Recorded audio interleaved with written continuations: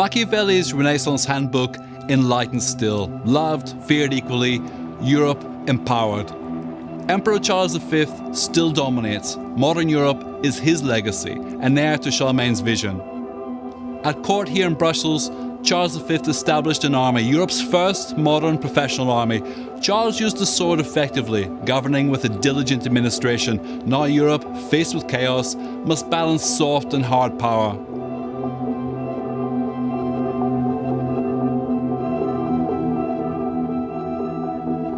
When it comes to foreign policy and development aid, Europe is finding its feet. Federica Mogherini's foreign policy is maturing, but it's been shaped in a cauldron of chaos. Pirates along the coast of Africa, destruction of Gaddafi's regime in Libya, ISIS rising across continents, nuclear tensions with Iran, the Israeli-Palestinian conflict, earthquakes in Nepal. When events keep spinning, what does success look like? How do we measure value for money? And what do Europe's citizens expect in the 21st century? We need to target our aid where it can bring maximum benefit, where it's clearly coupled to democracy, the rule of law, and fighting corruption and good governance. I'm a strong believer in conditionality, and that's not very popular with the left in this House. And I'm a strong believer also in our own regional interests, to stabilise countries in our neighbourhood, both to the east and to the south, to prevent large movements of people, which would cause us to have huge problems with our own resources in our own member states. In terms of soft power, despite the economic crisis, the Commission and the EU globally is still by far the main donor of development and humanitarian assistance in the world.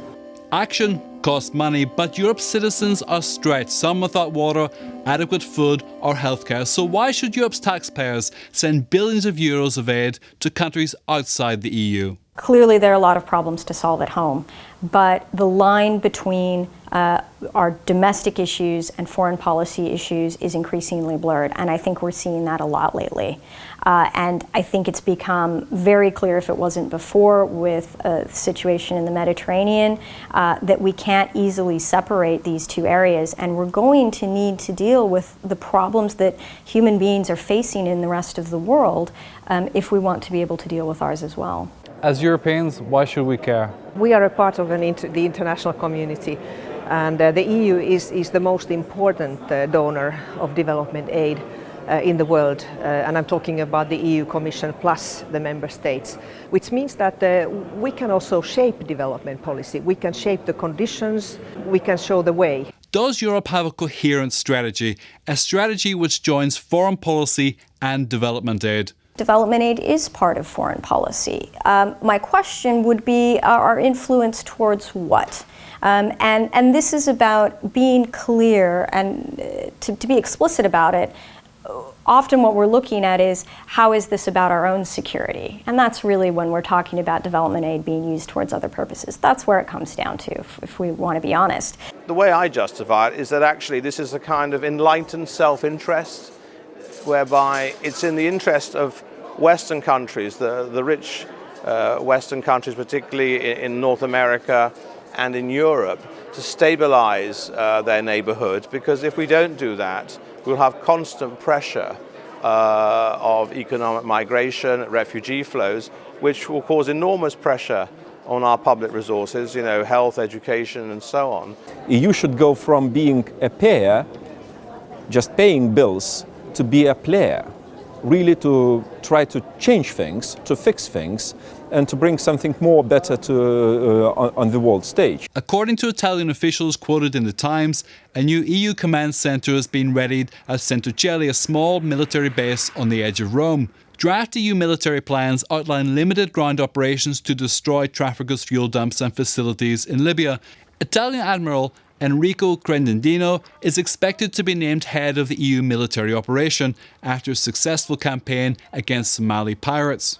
It was only when they were able to take out the pirates' fast motorboats on shore with snipers taking out their outboard engines that you really stopped their ability to come and attack tankers in the Indian Ocean. So I think a more proactive approach is necessary. The threats we face have never been so complex, and they require complex, articulated responses.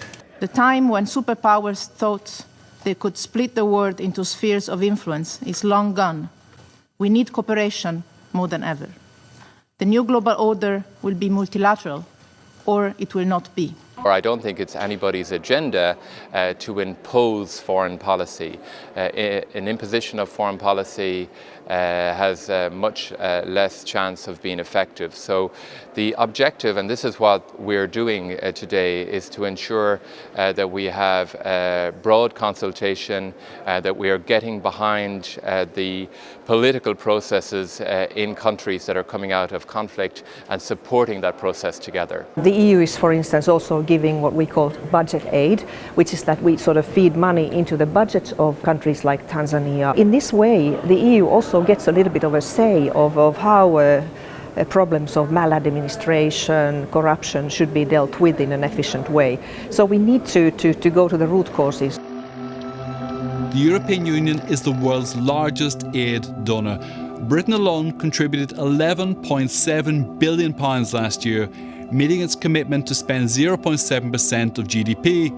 As a central institution, the EU spent more than €13 billion on overseas aid in 2013. We took the commitment that we need to come from 30 or 40 cents to 70 cents out of 100 euros we produce. And with this, we can have great results. Over the last 10 years, for instance, the European Commission itself, thanks to development assistance, gave access to water to 60 million people, comparable to the population of a country like France. Education, in the last 10 years, only the Commission Development Assistance helped to give access to school to 14 million children, so more than the population of Belgium. When it comes to the EU's humanitarian assistance, it's world class. The EU is easily one of the best donors in the world. They are extremely effective for a number of reasons. They have very good analysis of where the needs are. They are not driven by simply what's in the headlines. The EU funds aid in places like Central African Republic, where there are massive needs. So they've been extremely effective at saving lives. In really any crisis you care to name, including what's currently happening in Yemen, the continued disaster in South Sudan. As billions are spent overseas, is Europe building a successful policy platform by learning from previous campaigns? What has been learned from Somalia, the Ebola crisis, Libya? There's still some lessons to be learned in terms of our ability to really respond to the unexpected, and that would be the case of Ebola. Ultimately, the EU played a very good role in bringing the member states together and bringing everybody's contributions together in an effective way. But collectively, there was a real gap from the international community in really getting to Ebola when we needed to. And the EU could play more of a role in leading on the world stage in cases like that. What can Europe hope to achieve on its own? How does the European Union partner with the United Nations? On a very practical level, we have day-to-day contact and we have early consultations. We have something called the UN-EU Steering Committee on Crisis Management that helps us to work things out and work together. We have conflict prevention dialogues. We have regular desk-to-desk dialogues at the working level. In fact, people will be maybe surprised to hear that there is just quite so much contact and cooperation between the two bodies. Fast-moving policy responses are building on the lessons learned from recent successes and failures. The EU's multi-layered approach to the migration crisis is matching soft power development aid with hard power military intervention. I think EU should be ready if it's needed, and if that situation comes, being able to use a military action. Unfortunately, neighborhoods around the European Union take those neighbors of the EU. Among the 16, 11 have military conflicts or principal instability domestically. So, I mean, not all those reasons for instability can be solved just by soft power. Sometimes we have to use military power in order to stabilize the situation. Look at what we are doing in Somalia.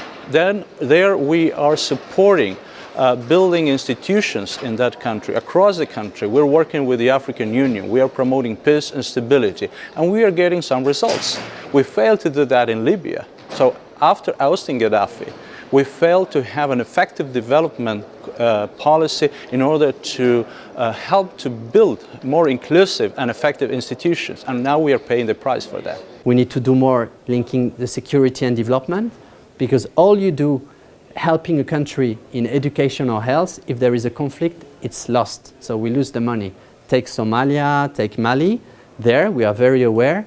No development without security, no security without development. Aid and development partnerships with African nations seem to be broadly welcomed. African governments will be directly supported in an effort to stop migration at its root. Soft power is gearing up. So too is hard power, but there's a risk of mission creep.